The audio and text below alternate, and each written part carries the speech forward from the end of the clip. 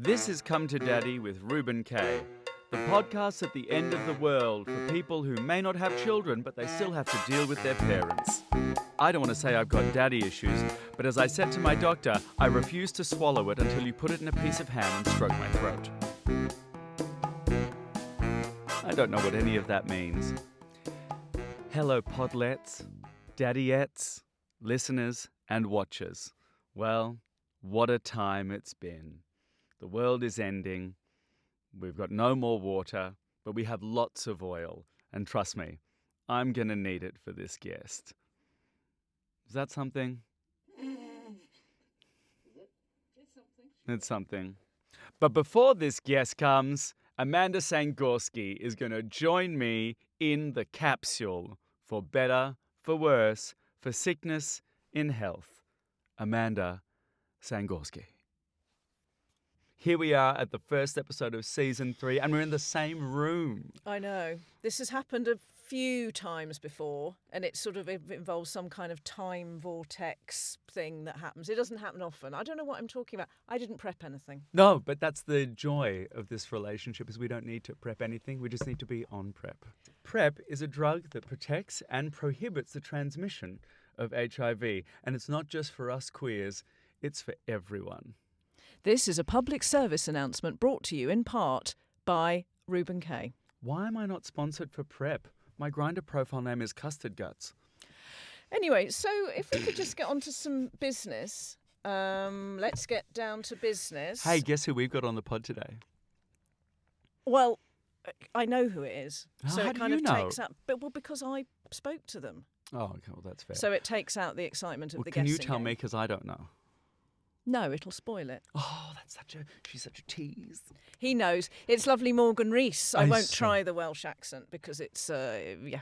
I've written something for you to say to Morgan. I'll say it now. I think it's Feli croeso gweste hedith a'r podlediad deriwyal Morgan Rees. I think that's what it is, but I chickened out. Please add in the comments below if you're watching on YouTube how I think that sounds more like Klingon than Welsh. Feli croeso and then- gweste heddiw a'r podlediad deriwyal.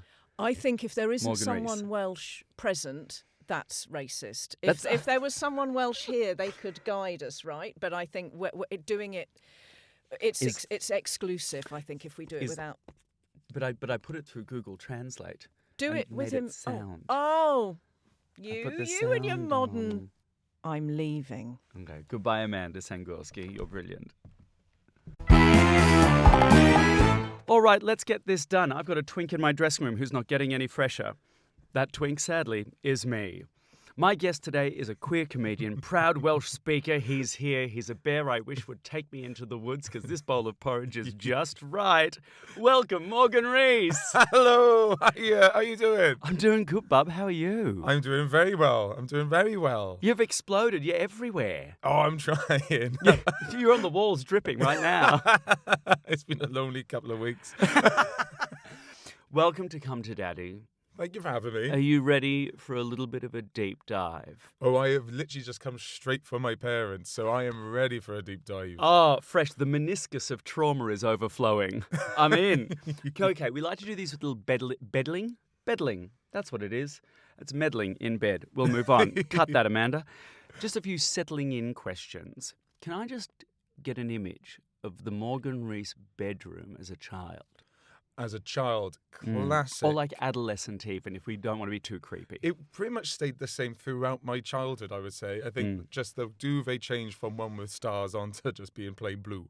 That was all. I had a very basic, that classic thing of all the walls are white, bar one which changed colour every 2 years. I mean, it was painted. I didn't have a magic wall, but and then that, and they were just a single bed. My piano at the end of the room, a little television, and a little desk where I drew, and just boxes and boxes and boxes of books that I would read. Nothing else. I still don't decorate my room to this day. 'Cause I know you had a rotating feature wall, and you had a piano, you had books, you had a place to draw. I'm guessing you didn't have a big social life? no. It is, I think, very interesting with queer people or people who sort of enter their queerdom at a slightly later stage. They really do have this this new adolescence that they come into. And I don't know, it feels like that's what you're going through, watching you go through this whole transformation. Yeah. And you're just going through these amazing photos of you in skirts, this amazing more gender expression, more queerness coming through. It's so fucking lovely to watch. Oh, that's superb. And it's so fun doing it. Yeah. And and I tell you what's really fun is my straight friends going, love that. Love that skirt on you. Love that. Oh, I wish I could wear a crop top. I wish that. And that's what I love. And the answer is you can, babe. Yeah, you can. And some of them do. Like I had a 30th recently, and the theme of the event was wear the thing you've always wanted to, but too nervous to. Oh, that's a good theme. And so, like, I'd worn like a couple of skirts beforehand, but I'd never worn them with heels. I was like, I want to wear skirt and heels because and all the I had rugby boys there because I was like, we all got thighs, we all got big sturdy legs. Nothing better than thighs and heels. I want trunks on pins. Yeah, because you're being on your tiptoes, you're kind of already tensing, aren't you? So it's already flexing. It really helps that little teardrop. Paul Mezcal could learn a thing or two. Yes. It also helps the dump truck out as well, because I don't have an ass. I have like a passive-aggressive handoff of duty from my back to my legs. But in heels, I got a Georgia peach. Yeah, it's brilliant. So that's why I'm really enjoying. I'm loving it, and I'm loving. Yeah, I think obviously I'm loving like being like really embracing myself with the queer community since moving to London as well. Where were you before? Bristol. Right. And I would say Bristol is queer friendly, but I wouldn't say it had a vibrant, active, like lively queer scene. Maybe I didn't tap into it right because I came out quite late. But moving to London, I fucking made the most of it. It's also possible about that. It's also possible like, oh, because I came out late, I didn't have access to the queer community that's there. But I'm thrilled that you're like welcomed here in London. Yeah, no, it's been wicked. Can we get to know your begetters a bit better? Let's get to know your nurturers. Let's familiarise ourselves with your familiars. It's our parental questionnaire. Quickfire answers, please. You can change names to protect the innocent/guilty. Names of parents? Samantha and Jim, and also my step-parents and my parents, so Howie and Sally. Howie and Sally is camp. That's great. And do they live in the same town? Yes. Which town is that? Parental in Glam Morgan and down in Cardiff. Fantastic. I knew one of those words and I loved it. Will they listen to this? My mum probably will, yes. Right. Okay. Yeah. Well, we'll just be very nice. It would be very lovely about my mum. Sometimes Amanda doesn't prep me on these things, and I just get things that says, just tell me about mum's edibles. I'm pretty sure I could talk about that. Go on.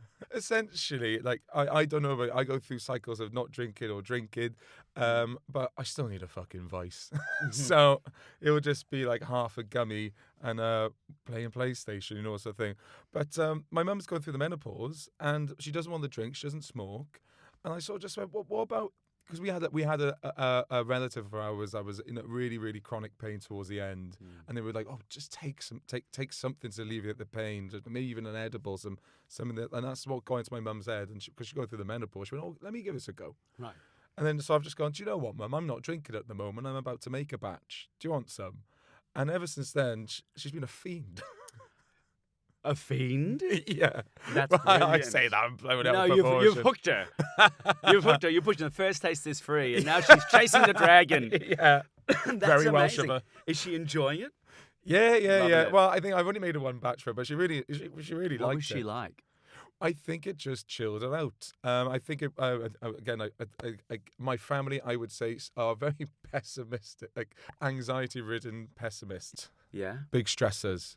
Both creatives that didn't pursue it or were deterred by other people or life and just did jobs they hate. Are they supportive of you? Yes, absolutely. Yeah. I've had to really do unpacking of my childhood because again, it's just how you paint things as a child. You realise you've got a different lens. You've got Like I remember, my background's mathematics. I'm a mathematician. I worked in big data and tech. I worked in safeguarding until 2 months ago. I worked for IBM for a bit. I did a bit with banks, and I just went. I need to give back. I can't. Not every day can't be about money. So I worked in safeguarding, so trigger warnings. I worked with like a lot of abuse victims, a lot of neglect, child or awful stuff. I wanted to make sure I helped back in what way I could. But my parents, I remember when I decided to go down this route, the mathematics. I wanted to earn money. I want to be a banker. They went, "Don't do that. You don't do that. Music and drama. You love music and drama." I went, "No, Mum, it's not career, innit? Yeah. No, you don't make it like that." But that's not I remember. When I think of my parents, they were the ones that made me work for 2 hours every day when I got from school, made me practice the piano for an hour when I got in from school, made sure you got to do exercise, you got to play, and you got to do this, that, the other. I don't. That's not the things that should come to my mind straight away. It should be the ones that loved my drawings, that wanted to sit behind me while I played the piano, that wanted to that championed me going to do the arts. Do you think part of their stress is like continually making sure, okay, we're going to put this kid on the right track. We're going to make sure that he follows things that are passions rather than, as you say, money, part of the logic. Yeah. Yeah. Yeah, and just I think I would, as a child, like there's a lot of things that I go, oh God, that was awful. Oh God, that was awful. And now I think back, I just go, if you had an ounce more courage to speak out, everyone would know that you were having these problems. And because I was so deeply closeted and I hated myself and all these things. But if I just spoke out a little, no one would have cared. Was the house like a safe place for you to speak out? No. Yeah. But when I say it wasn't in my head, I bet it was. It definitely was. Now in hindsight, when I look at my childhood, it was safe. It was fun. I remember all these conversations me and my stepdad would have where he would be at the bottom of the stairs, I would be at the top of the stairs, and I was just crying and crying and crying.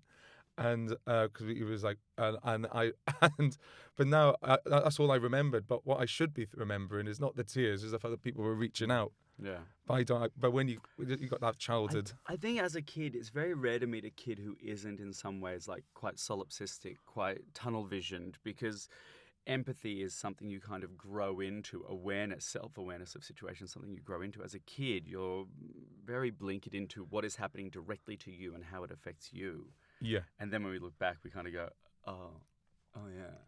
I remember when I came out to my mum, or when I was preparing to come out, I was so bound, and of course the same thing, I hated myself, and I thought nobody would understand and no one would love me. I was unlovable.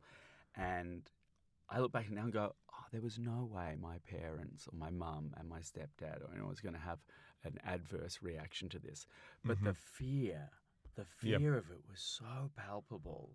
And like I kept it to myself for so much longer than I needed to, cause yourself so much stress. Probably gave myself a little tumour somewhere that's waiting. Just ticking away, my little coming out tumour. All queer people have. Yeah, right. You say that you find it hard to communicate with mum. You find conversations difficult. Is the stand-up a way to kind of broach some of that? A little bit, yeah. But I think that's just a case of me growing up and later in life learning the language. And I should say it wasn't specifically mum. Yeah. It was just everyone. I just did not have the language to say how I felt. Yeah. It would just, I remember when I went into therapy, I went for anger management. It was just me just going, for about 45 minutes on the dot, actually. And then at the end she'd go, I think you're suffocated. I went, that's the one. Thank you. I just didn't have the language. So I would just vent it out in internalized homophobia, in external homophobia. I think I was a bit of a bully at points, playing rugby and hitting people harder than I should have. Yeah. When did you actually kind of acknowledge that was part of you, that you were bisexual? Ooh, lot of kidding myself. Yeah. Years of kidding myself. Like I remember I did it really slowly. Like I would go, I couldn't say it.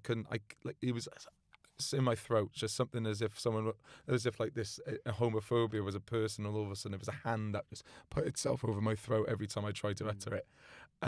So I remember I used to have to try and write it down.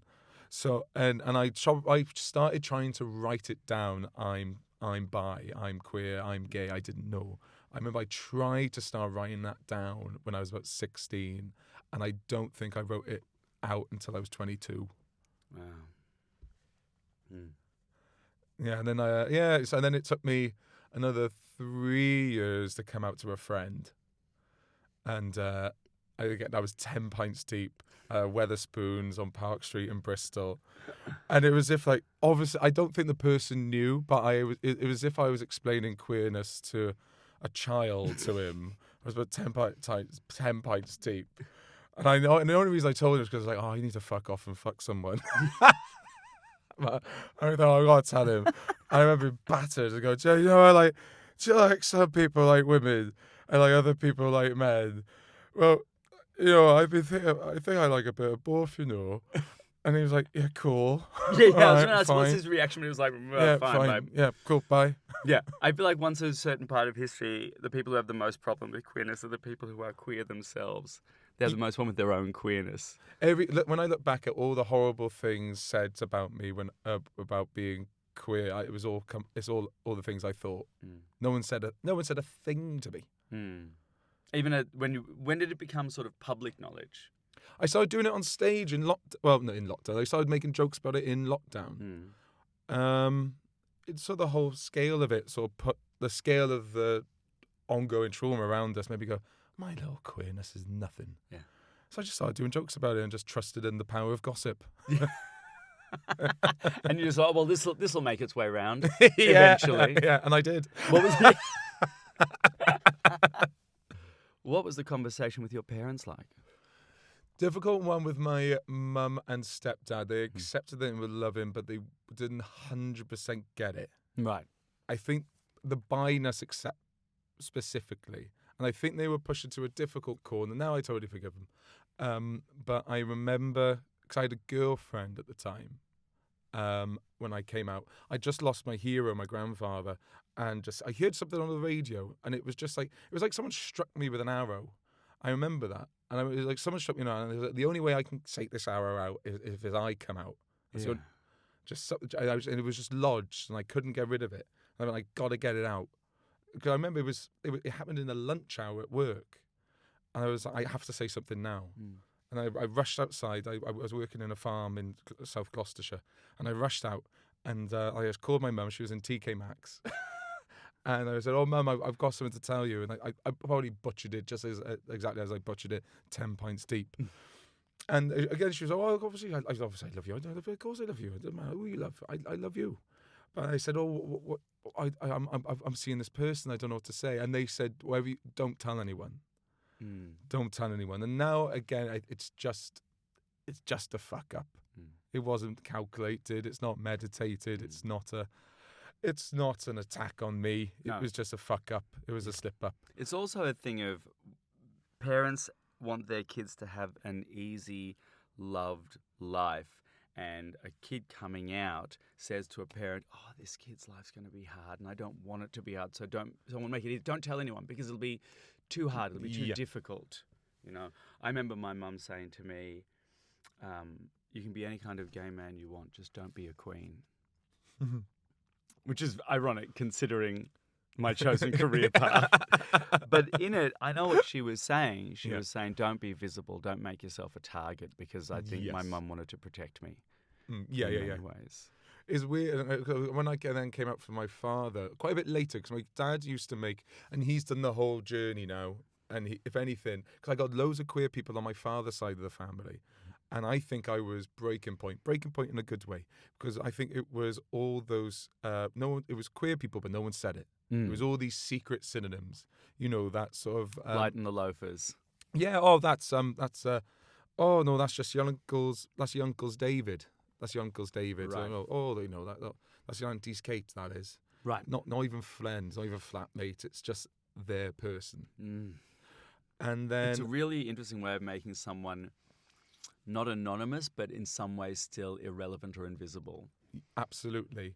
And it was just taught behaviour. You just go, well, all my family don't talk about this, so I shouldn't talk about this. This is clearly something we don't talk about. You What don't we inherit talk it about? even though you Bad don't know. things. Yeah. So I just learned that it was a bad thing, so that's why I never came out. And then, you know, it's all those sort of, when there's a same-sex kiss on the television, you know, that sort of Did you thing. have a visceral reaction to it like that? Or were I you just didn't like- know. Well, that's what made me sort of twig. I remember at school people going, "Oh, have you heard of gay things?" I went, "Yeah." Your first show, by and large, wasn't the first your parents had heard about your bisexuality. You came out to them before that, right? Yeah, I came out to my family before that, but so a Yeah, lot of my good. friends know. It was mainly because I didn't want to do a big post about it. I didn't want to call people up. You wanted them to come to you Yeah, pretty much. and pay 15 quid. Yes, That's a great way to monetize you coming out. That's how I do with all big news. I can't wait for your show about your appendicitis. My wedding's going to be paid per view. Do it. Fucking do it. In a Scotsman review of your show, it says you appreciate you are sitting on a treasure trove of familial weirdness. Can I get a little spotlight into what that weirdness might be? Oh, my stepnan's a Thai bride that's 10 years older than me. Fantastic. We love. My auntie's a ghost hunter. No. Yeah. Really? Yeah, she's A ghost hunter. She's a ghost hunter. She found the ghost of your heterosexuality yet? I wish. It's so. Oh, bless her. I love her to the world and the bit. She makes these YouTube. She's a YouTuber as well, so she makes all these shows. And Does she have more followers than you? yeah, of course she does. Oh, that's so upsetting. I know. I know. And they go. It spoils the bit, but there's one episode they go ghost hunting around a new build.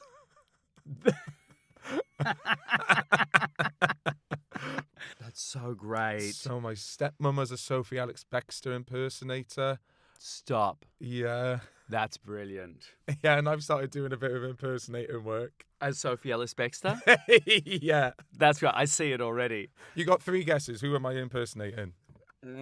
I'll tell Are you. are they an international celebrity? Or are they like just British?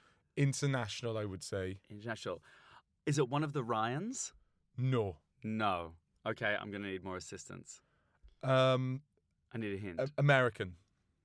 American. Movie actor? No. Sports person. Oh, fuck off. Get out. Leave now. What am I going to do with that? Oh, yeah. Oh, is it not Gus Kenworthy? No, but I do get that ever so often. No, Yeah. Taylor Swift's new Oh, boyfriend, I thought you were Travis just going to say Kelce. Taylor Swift, and I was like, babe, I'm not here to yuck on your yum. But that's not a convincing gig. You as Taylor Swift. You are many things. Yeah. Yeah, Taylor Swift's new boyfriend. I see. So I had to. I got booked to see. be an impersonator of Travis Kelly. I think his name is. That's nuts. What did you have to do as his... It's Travis Kelce. Oh, Travis Kelce. How do you know that? Because he's really handsome. Okay. Oh, stop. I can smell your arousal. What did you have to do as Travis Kelce? Stand on stage, be sung at, fuck off. Pick and mix, pick and mix. It's time for us to do pick and mix. It's the pick and mix, where you dip your hand into the sweetie jar of childhood experience and pick a selection of potentially tongue-numbing tales to share with us. Will it be a blackjack, a fruit salad, a flying saucer, a fried egg, a fizzy cola bottle, a shrimp, or the dreaded banana? Daddy, look! I'm doing a dive.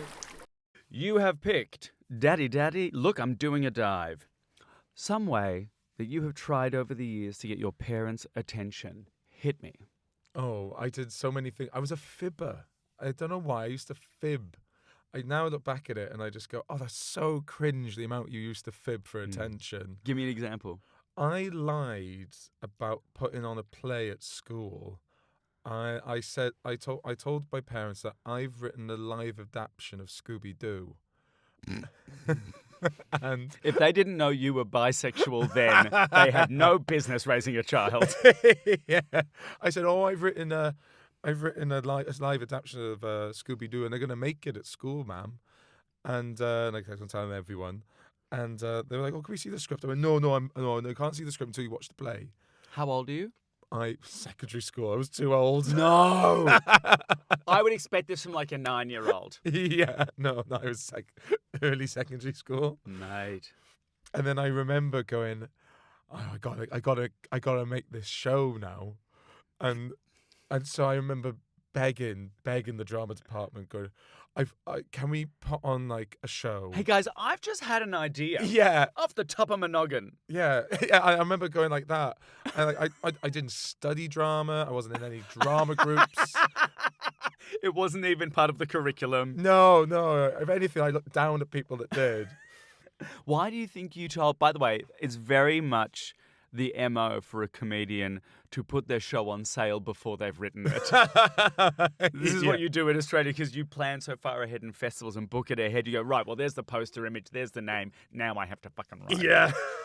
it. Why do you think you told the fib? I was fascinated with writer performers, and that's what got me into stand-up, because I saw Joan Rivers. So I was like, I gotta write something. What can I write? And I went, I loved pantos. I went, I can't do pantomimes. That's for children. Well, I know what I'll do. I'll make a live adaptation of Scooby-Doo, Which is very much within the adult realm. Yeah, it is the Chekhov. In my head, I went, well, theatre's for adults. I like Scooby-Doo. I'll just smash them together. Yeah. To be fair, you'd have a West End run now if Yeah. you did that. Parental advisory. AKA, do as I say, not as I do. And you have also chosen parental advisory. What is the worst/best/worst/best bit of advice your parents have ever given you? The best bit of advice I've ever had was it was more what was interpreted from the advice, aka everything's about how you frame it. My dad went through a really messy divorce, but he always said, you know what, I lost everything in that divorce, but I would have paid more to fucking lose her.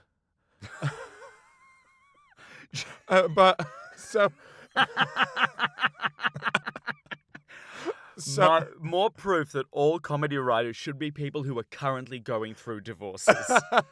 So I do not endorse what he said, but it just makes me think. I remember going, oh, it's how you frame it. There's always a positive. There's always, and so that's what I've always done. Like recently, I made something that didn't come out great, and I just go, do you know what? I can either see that as a ground down the drain or an expensive lesson. And do you know what? I'd rather view it as a lesson.